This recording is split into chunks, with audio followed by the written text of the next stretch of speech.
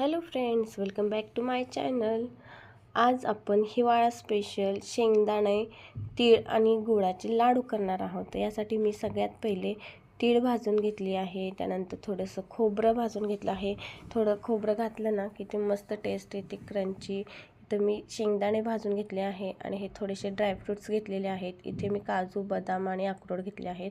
तुम्ही तुमच्या आवडीप्रमाणे अजून बाकीचे सीड्स वगैरे पण ॲड करू शकता। तर आता हे सगळे मी छान भाजून घेतले आहे आणि आता मिक्सरला बारीक करून घेणार आहे।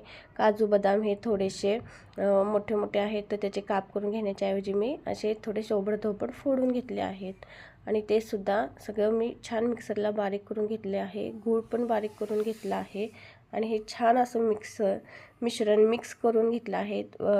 तुम्हाला आवडत असेल तर थोडी वेलची पावडर पण तुम्ही घालू शकता, मी तर ॲड केलेली नाही। आणि हे असे मस्त मी लाडू वळून घेत आहे। हे लाडू स्पेशल अन्वीच्या बाबांसाठी आहेत, कारण ते आत्ता सध्या बंगलोरमध्ये आहेत। तर मी असे छान लाडू तयार करून घेतले आहेत। तर कशी वाटली रेसिपी तुम्ही पण एकदा ट्राय करा आणि थँक्यू फॉर